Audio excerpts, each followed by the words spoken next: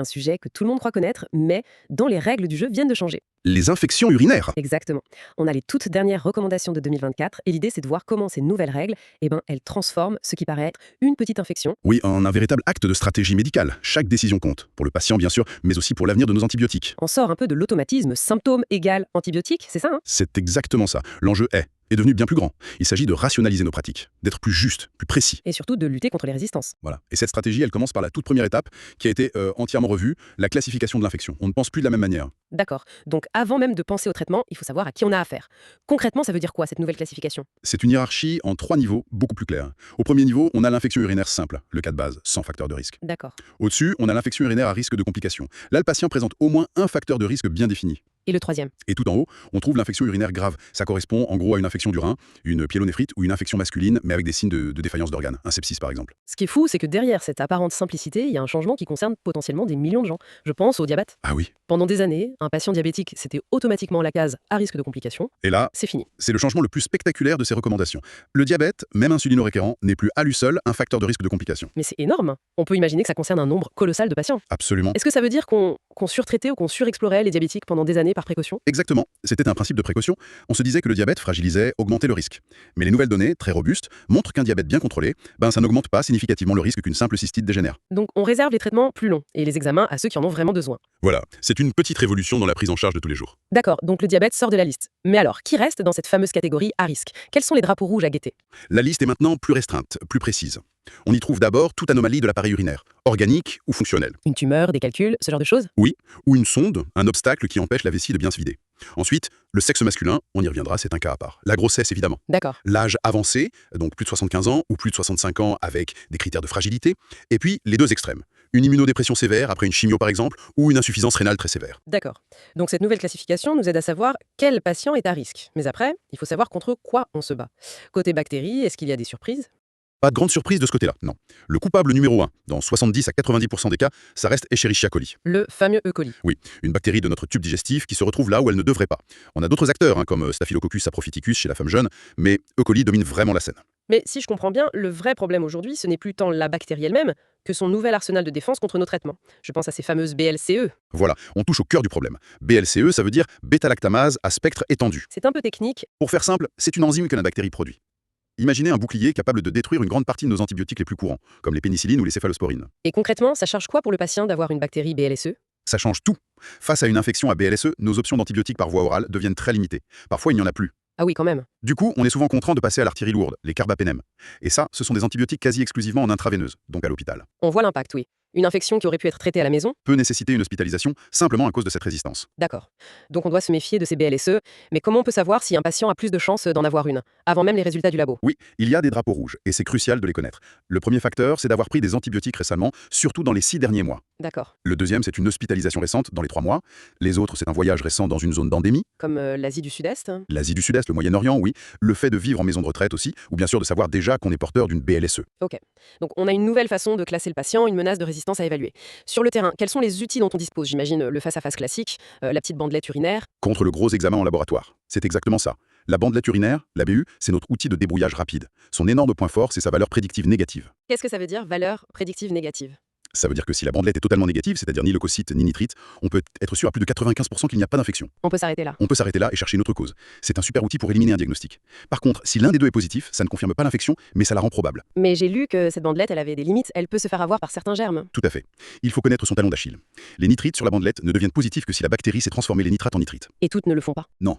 Des germes comme le staphylocoque ou l'entérocoque, ils ne savent pas faire ça. Donc, en leur présence, la partie nitrite restera négative. C'est pour ça qu'on se fie à la présence de leucocytes ou de nitrites. Et face à la bandelette, on a le CBU, l'examen cytobactériologique des urines. L'enquêteur expert, quoi. C'est ça, le gold standard. Le CBU, il fait 3 choses. Il confirme qu'il y a bien une infection, en comptant les bactéries, il identifie le coupable, et surtout, il nous donne un antibiogramme. La carte d'identité de la bactérie. Exactement. Il nous dit « Je suis sensible à cet antibiotique, mais résistant à celui-là ». C'est ce qui permet un traitement sur mesure. Mais il n'est pas pour tout le monde. Pourquoi? Si c'est le meilleur examen, Pourquoi ne pas le faire à chaque fois? Pour deux raisons, le temps et le coût.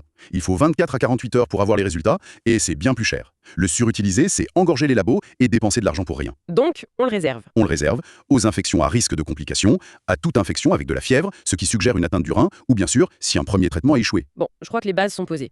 Si on passait à des cas concrets, commençons par le plus simple. La cystite aiguë simple chez la femme. Le scénario classique, une femme jeune, sans problème de santé, qui se plaint de brûlures en urinant, d'une envie permanente, mais sans fièvre. Là, la stratégie est simple. Très clair, une bandelette urinaire positive suffit au diagnostic, pas besoin des CBU, on traite, et c'est tout. Et le traitement? C'est toujours la dose unique? En première intention, oui. Le traitement de choix, c'est la phosphomycine en sachet unidose. C'est simple, rapide, efficace. Et s'il y a des alternatives? Oui, on a des alternatives sur 5 jours, comme le pivméthylinam ou la nitrofurantoïne. Par contre, et les recommandations sont très fermes là-dessus, il y a un carton rouge absolu pour les fluoroquinolones. Totalement contre-indiqué. Totalement. Dans la cystite simple, on n'en veut plus. On les a trop utilisées, elles ont généré trop de résistance, on les garde pour des situations bien plus graves. D'accord. Maintenant, complexifions un peu. La même femme, mais cette fois elle est enceinte. On passe dans la catégorie cystite à risque de complications. Et ça change tout. La philosophie devient la culture d'abord, le traitement ensuite. Le parcours n'est plus le même. Non, la bandelette est positive, mais cette fois, on fait systématiquement un ECBU. Idéalement, on attend les résultats d'antibiogramme avant de traiter. Et si on ne peut pas attendre? Si les symptômes sont trop forts, on peut commencer un traitement dit probabiliste avec de la nitrofurantoïne, par exemple, pour une durée de 7 jours. Et dès qu'on reçoit les résultats, on ajuste juste le tir. Et pour les femmes qui enchaînent les cystites, les fameuses cystites récidivantes, la solution c'est les antibiotiques en permanence? Surtout pas. Ou alors en tout dernier recours. Pour la cystite récidivante, c'est-à-dire au moins 4 épisodes par an, la priorité, c'est la prévention sans médicaments. Des mesures de bon sens, j'imagine. Exactement, mais très efficace. Boire beaucoup, plus d'1,5 litre par jour, pour un effet de lavage. Uriner régulièrement sans se retenir et vider complètement sa vessie. Et une mesure clé, uriner systématiquement après chaque rapport sexuel. Et la canneberge, le cranberry, ça marche vraiment? Les données sont assez décevantes. Les études de bonne qualité montrent un effet très faible, voire inexistant. Ça ne fait pas de mal, mais il ne faut pas tout miser dessus. L'antibiothérapie préventive est vraiment réservée aux échecs de tout le reste. D'accord. Et si la situation est plus grave, si ça monte au rein, la pyélonéphrite? Là, on change de dimension.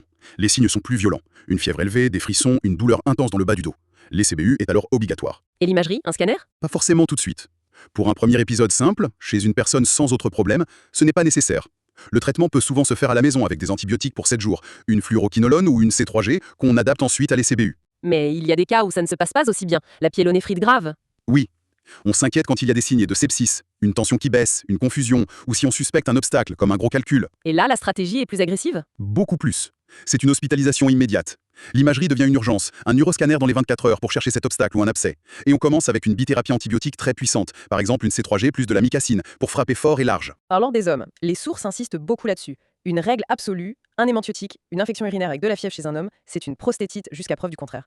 Pourquoi cette approche? Parce que c'est la clé pour ne pas faire d'erreur. Il faut comprendre ce qu'on appelle le piège prostatique. La prostate, c'est une glande très mal vascularisée, une sorte de forteresse. Les antibiotiques qui pénètrent mal? Très mal, pour la plupart.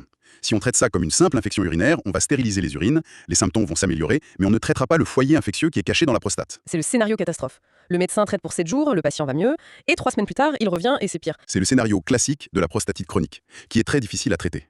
On a traité le symptôme, mais pas la source. C'est pour ça que la prise en charge est totalement différente. C'est-à-dire? ECBU systématique. Et surtout, choix d'antibiotiques qui diffusent bien dans la prostate, comme les fluoroquinolones ou le cotrimoxazole. Et le point le plus important, c'est la durée. Combien de temps? 14 jours, minimum. C'est non négociable. Un traitement plus court, c'est prendre le risque d'une rechute. On arrive à une population qui pose souvent problème, les personnes âgées. Les sources parlent du piège de la colonisation. De quoi s'agit-il? C'est probablement l'un des messages les plus importants de ces recommandations. Avec l'âge, il est extrêmement fréquent d'avoir des bactéries dans les urines sans avoir le moindre symptôme.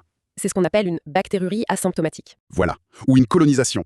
Et ce n'est pas une infection. Mais c'est un réflexe très ancré de vouloir nettoyer une analyse positive, surtout chez une personne fragile, non? C'est un réflexe, mais c'est une erreur. La règle d'or est on ne traite jamais une bactérurie asymptomatique, sauf cas très très rares. Pourquoi? Donner des antibiotiques dans ce cas est inutile, la colonisation reviendra, et c'est surtout dangereux. Ça sélectionne des bactéries de plus en plus résistantes. Donc, si je comprends bien, une analyse d'urine positive chez une personne âgée qui va bien, sans aucun symptôme, on n'en fait rien. C'est exactement l'idée. On l'archive, mais on n'initie aucun traitement. On ne traite la personne âgée que si elle a des symptômes clairs qui peuvent être liés à une fièvre, bien sûr, mais aussi des signes plus trompeurs. Une confusion? Des chutes? Une confusion brutale, des chutes à répétition, une dégradation rapide de l'état général. C'est seulement dans ce contexte qu'un ECBU positif justifie un traitement. Il faut traiter le patient, pas le résultat de laboratoire. Pour bien fixer les idées, les sources terminent sur un cas clinique accitif. Un homme de 52 ans, fièvre, fatigue, envie fréquente d'uriner. Le diagnostic semble être une prostatite aiguë. On nous dit qu'il y a un piège à éviter, celui de doser le PSA. Pourquoi? Parce que le PSA, l'antigène de la prostate, augmente systématiquement et parfois de façon très importante lors d'une infection aiguë. Le doser à ce moment-là est inutile pour le diagnostic, et c'est surtout très anxiogène pour le patient, qui va voir un résultat très élevé et penser tout de suite à un cancer. D'accord. On attendra de le contrôler à distance. Exactement. La bonne attitude, c'est de lancer le CBU et de démarrer le bon traitement, ici une ciprofloxacine, pour 14 jours. Finalement, si on devait tout résumer, les recommandations insistent sur 3 verbes d'action, 3 mots d'ordre. Oui, 3 piliers. Le premier, c'est hiérarchiser.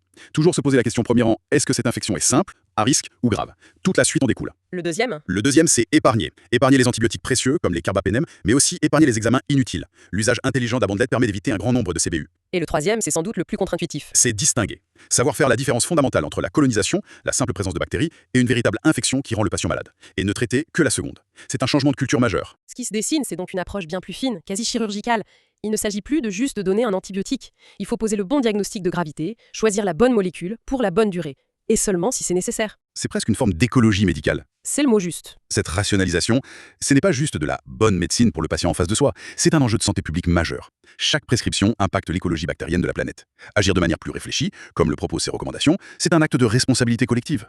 Pour que nos enfants aient encore des antibiotiques efficaces. Exactement. Et ça nous laisse avec une pensée pour l'avenir. Étant donné cet accent mis sur la préservation, on peut se demander comment ces recommandations, si pertinentes aujourd'hui, devront évoluer dans 5 ou 10 ans face aux inévitables nouvelles stratégies de résistance que les bactéries sont déjà en train de développer. C'est une course permanente. Une course entre l'intelligence médicale et l'incroyable capacité d'adaptation du monde microbien.